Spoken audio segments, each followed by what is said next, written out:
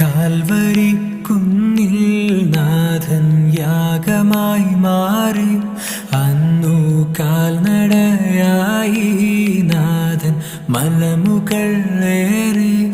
അന്നു ജീവനേകുവാനായെന്തു പാടുപെട്ടു നീ. അന്നു ജീവനേകുവാനായെന്തു പാടുപെട്ടു നീ.